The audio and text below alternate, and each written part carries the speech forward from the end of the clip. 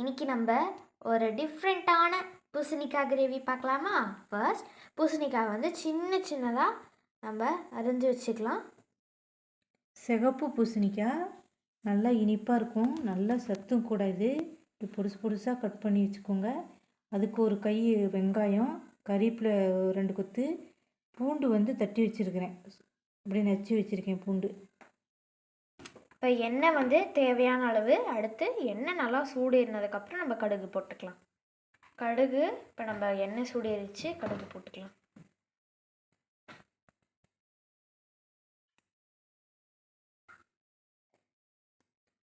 இப்போ நம்ம கருவேப்பிலை போட்டுக்கலாம்.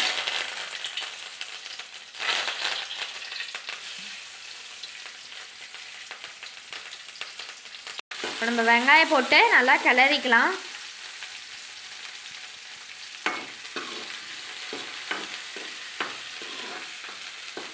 நல்லா டேஸ்ட்டாக இருக்கும், இனிப்பாக இருக்கும்னு சொல்லி. பூசணிக்காய் இப்போ நம்ம போட்டுடலாம்.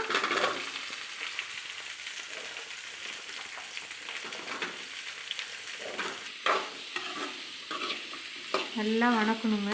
நல்லா வணக்கினதுக்கப்புறம் உப்பு போடணும். ஸோ ஃப்ரெண்ட்ஸ், பூசணிக்காய் வந்து நல்லா வணங்கிக்கிட்டே இருக்குது. நீங்கள் சின்ன வெங்காயம் போடுங்க, அப்போ தான் டேஸ்ட்டாக இருக்கும். ஸோ எல்லாருமே எங்கள் வீட்டில் வந்து பூசணிக்காய்னா நீங்கள் வந்து செஞ்சு பார்க்கலாம். சூப்பராக இருக்கும், எல்லாத்துக்கும் பிடிக்கும். இதை வந்து நீங்கள் மார்னிங் இல்லை ஆஃப்டர்நூன் வந்து நீங்கள் செய்கிறத கொஞ்சம் தவிர்க்கலாம். மார்னிங் இல்லைன்னா நைட்டு கொஞ்சம் நேரமாக ஒரு 6 o'clock நீங்கள் வந்து ஆரம்பிச்சிருங்க. இப்போ உப்பு போட்டுக்கலாம், தேவையான அளவு உப்பு. பாருங்கள், நல்லா சூப்பராக வெந்துக்கிட்டே இருக்குது. நீங்கள் நல்லா கிளறி விட்டுக்கிட்டே இருக்கணும். பார்த்தீங்களா எப்படி இருக்குன்னு? பூசணிக்காய் சாப்பிட மாட்டேன் அப்படின்னு குழந்தைங்கள்லாம் சொன்னாங்கன்னா நல்லா டேஸ்ட்டாக வச்சு கொடுங்க. அது வந்து நீங்கள் ஃபர்ஸ்ட் நீங்கள் போடும்போது என்ன குழம்புன்னாங்கன்னா சாப்பிட்டு பார்த்துட்டு சொல்லு, அப்புறமேட்டு சாப்பிட்டு பார்த்துட்டு என்ன குழம்புன்னு சொல்லுன்னு நீங்கள் அப்படி ஒரு டவுட்டோடு சாப்பிட வைங்க. அப்புறமேட்டு சூப்பராக இருக்குன்னு அவங்க சாப்பிட நல்லா சாப்பிட இது பூசணிக்காய் தான் பார்த்தியா பிடிக்காதுன்னு சொல்லிட்டு சாப்பிட்ற அப்படிம்பாங்க. அடுத்து இப்போ நம்ம மஞ்சத்தூள் போட்டுக்கலாம்.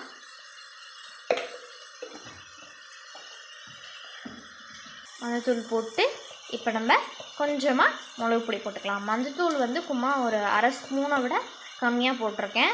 இப்போ மிளகு பொடி வந்து கொஞ்சமாக ஒரு 1/2 ஸ்பூன் மிளகு பொடி வந்து நான் வந்து 1 ஸ்பூன் போட்டிருக்கேன். மஞ்சத்தூள் வந்து 1/2 ஸ்பூன் தான் போட்டிருக்கேன். நீங்கள் காரம் எவ்வளோ வேணாலும் நீங்கள் போட்டுக்கலாம். இப்போ நல்லா மிக்ஸ் பண்ணி விட்டுக்கலாம்.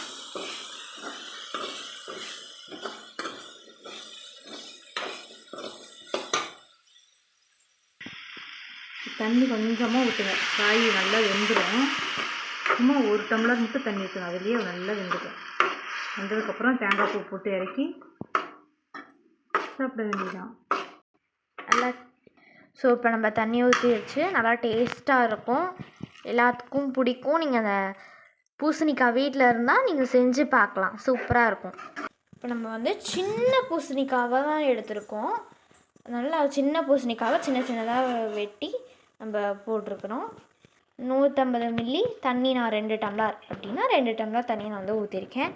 இப்போ அவ்வளோதான், மூடி வச்சுட்டு நல்லா வேகட்டும். 10 minutes நல்லா வேகட்டும், அப்போ தான் நல்லா வெந்திருக்கும். இப்போ நம்ம மூடி வச்சிடலாம். ஃப்ரெண்ட்ஸ், இப்போ 10 minutes ஆயிடுச்சு. இப்போ நம்ம ஓப்பன் பண்ணி பார்க்கலாமா எப்படி நல்லா வந்திருக்கு? சூப்பராக வந்திருக்குன்னு. வாவ், சூப்பராக வந்திருக்கு. வாசம் எனக்கு இங்கே அடிக்குது, உங்களுக்கும் அடிக்கும்.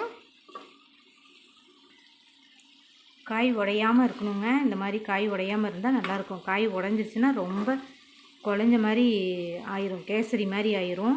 இந்த பழத்துலேயே நம்ம எடுத்து சாப்பிட்டோம்னா நல்லாயிருக்கும், சூப்பராக இருக்கும். எல்லோரும் வீட்டில் செஞ்சு பாருங்கள். செஞ்சு பார்த்துட்டு எப்படி இருக்குன்னு கமெண்ட்ஸில் கமெண்ட் பண்ணுங்கள். சுதா நைசே சேனலுக்கு லைக் பண்ணுங்கள், ஷேர் பண்ணுங்கள், சப்ஸ்கிரைப் பண்ணுங்கள். இன்ஸ்டாகிராம், ஃபேஸ்புக்னு உங்கள் ஃப்ரெண்ட்ஸ் எல்லாத்துக்கும் ஷேர் பண்ணி விடுங்க. பாய்.